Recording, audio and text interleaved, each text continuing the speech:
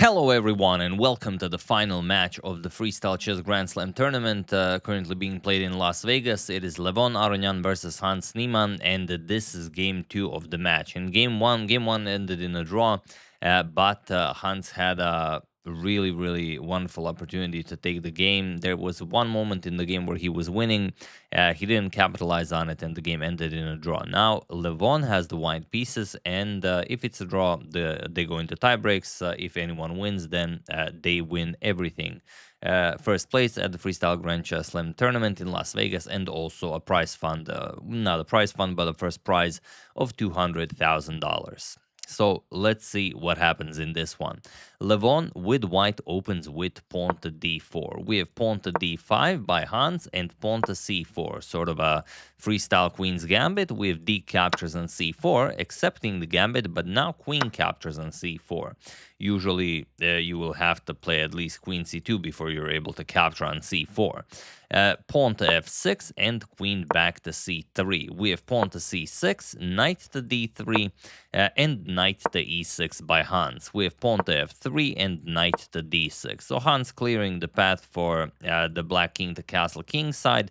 And Levon just grabs more space as usual. We have pawn to a4, bishop to f7, and bishop to f2. Castles kingside by Hans, and knight to d2. Levon also hinting at castles kingside.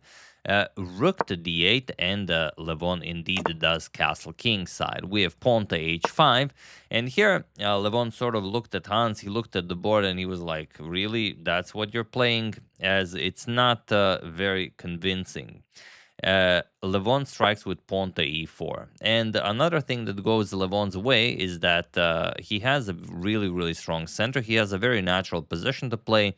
And he's much better on time. He has 28 minutes, almost full time, whereas Hans is already down to 10 minutes on the clock. We have pawn to a6 and rook to e1, followed by bishop to a7. Okay, grabbing hold of this long diagonal. Levon goes knight to b3 and pawn to b5. We have pawn to e5, inviting pawn to b4, or even captures on a4. And that's exactly what Hans does. He plays b captures on a4, attacks the knight, and Levon captures on d6. We have a captures on b3 and d captures on e7. Now attacking the rook, rook e8 and knight to b4, putting pressure on the c6 pawn.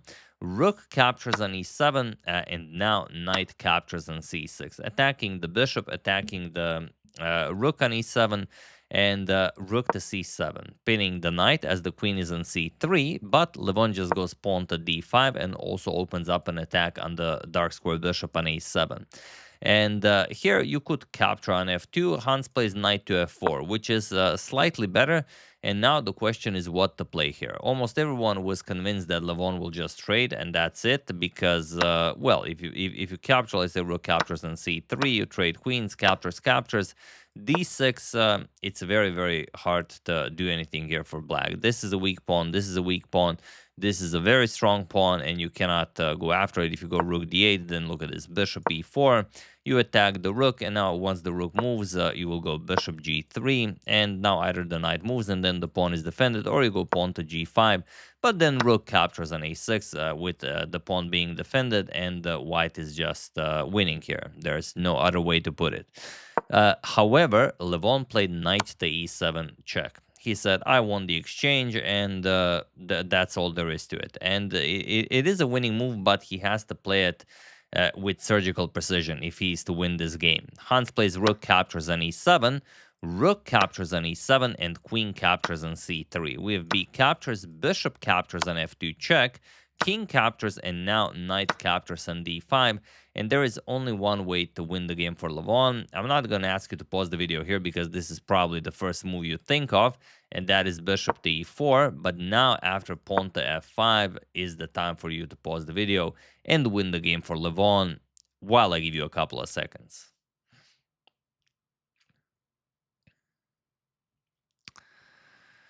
So while bishop captures on d5 is nice, the real winning move is rook captures on f7. It is what Levon played, and now there's just no good reply. If you capture with the king, then just bishop captures with check, picks up the rook on a8.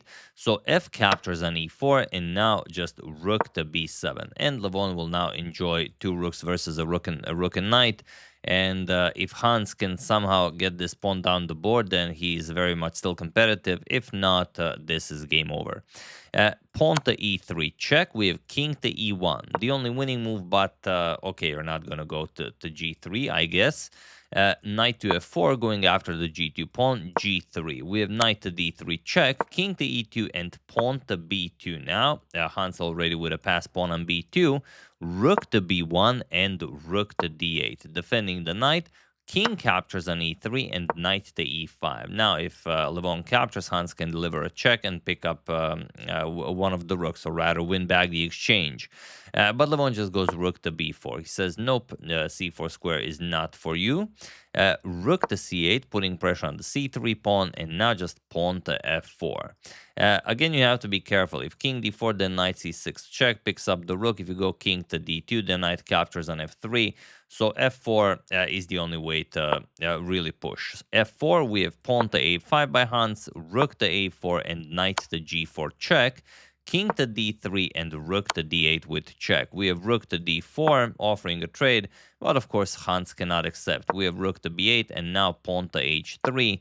And he was in this position on move 37, then Hans Niemann resigned the game, as there is nothing more to be done here. Levon wins it all, and he has done it in an incredible fashion, defeating everyone in a match. He defeated Magnus Carlsen in a match, then he defeated Hikaru Nakamura in a match, he defeated Arjun Ergaisi in a match. He just obliterated everyone, and now he faces Hans Niemann in the finals. He defeated Hans. Like I said, Hans had that one chance in game one where Levon made a mistake and Hans was winning. And then Levon even told him after the game, how did you not see that? I was completely lost, but he didn't see it. And then, Levon completely took over, and Levon wins everything. He's the champion of Las Vegas. He wins $200,000 first prize, and in what an incredible fashion.